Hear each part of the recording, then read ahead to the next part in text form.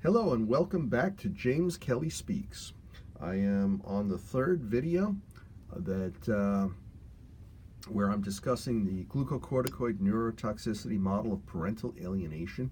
We have just left off with the child aging out, and we are going to continue on because what will happen is, and I'm going to back up here, the child is left with the shared delusion.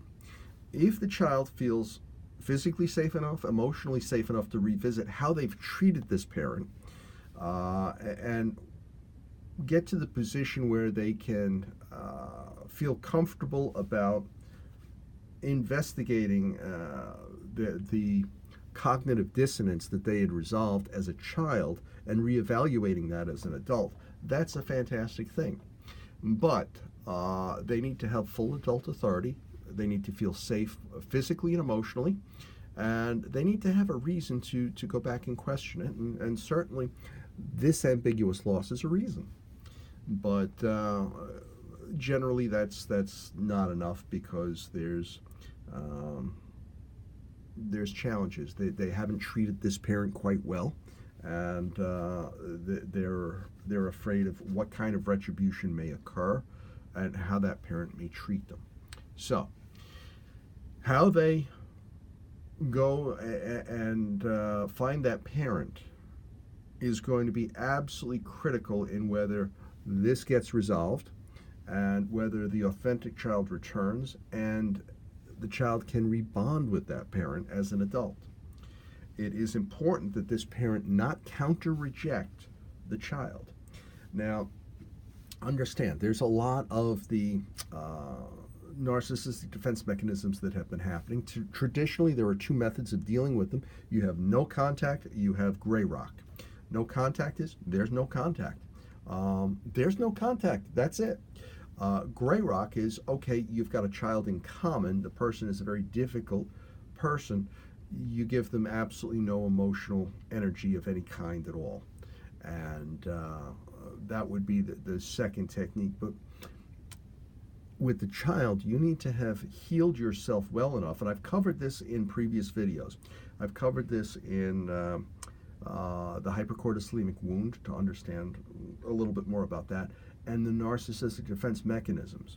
So in that, I have a path for healing, and hopefully when this point comes, the parent will have healed enough so that when that child approaches, and that child may approach, treating them in all sorts of unfavorable ways, using a lot of the narcissistic defense mechanisms, that parent needs to understand, okay, cognitively, I get what's happening. It doesn't feel good, but I understand it.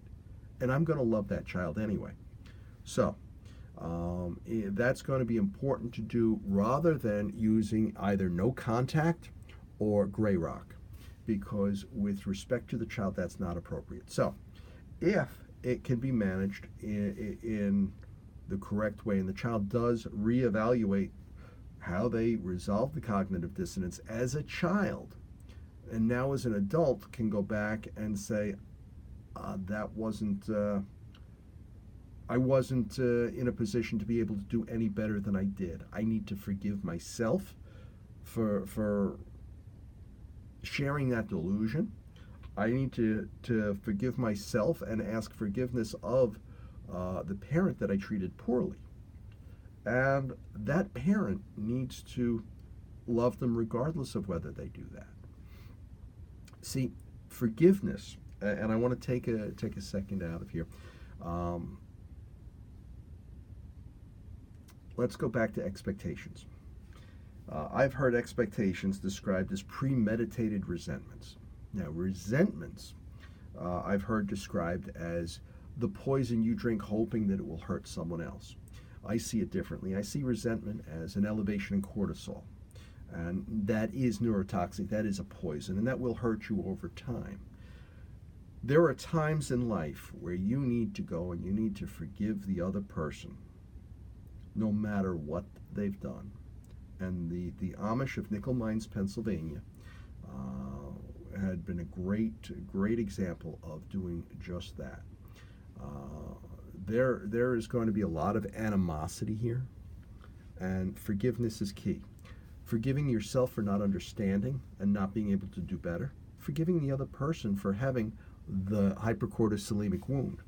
And the way I like to describe that is I want you to imagine, even and especially in the most horrific cases of parental gatekeeping, parental alienation, lack of empathy, in the most extreme cases, I want you to, and those do frequently involve a parent that just has such little empathy that they kill the child. So, even with that, I want you to imagine a person in a wheelchair that has no feet. You can see that they have no feet, they have no prosthetics. And you can understand readily that it is an unfair request to expect that person to get up out of the wheelchair and walk across the floor. And it is even more unfair to that person to get mad at them, to have resentments towards them for not doing that. It's just not realistic. The fact is, if somebody is that damaged in the brain from the hypercortisolemic wound, that can come from a variety of different, an accumulation from a different number of sources. If somebody is that damaged, they physically do not have the ability to have empathy. So to say, well, get better, or why doesn't that parent, just, have some empathy for their child, or anything like that, it is physically more difficult as a result of the hypercortisolemic wound, to the point of, in some cases, being physically impossible. So, forgiveness is something that is absolutely key in helping prevent the spread of these hypercortisolemic wounds, because they are contagious. So, processing the grief, processing that wound, and going on to have a healthy, authentic relationship that doesn't use narcissistic defense mechanisms. That there's that the 7 rules, unwritten rules of dysfunctional relationships are always broken, and that each person has control over the 4 things that are theirs and theirs only to control, and then there can be a loving relationship. So, what drives this whole mess?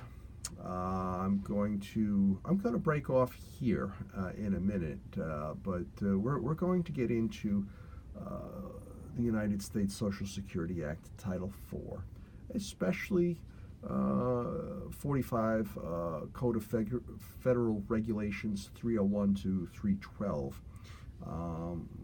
That's the driving force. That's the driving force for all of this. And that's something we need to pay close attention to. So, I thank you very much. Please like this video. Please share this video. Please subscribe to the channel. Please go to my group, the Petition to Scientifically Study Title IV, and join that.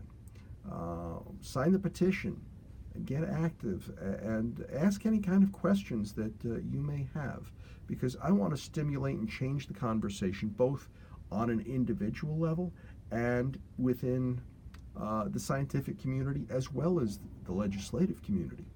I want this to change. So thanks again, and I will continue on the 4th video momentarily.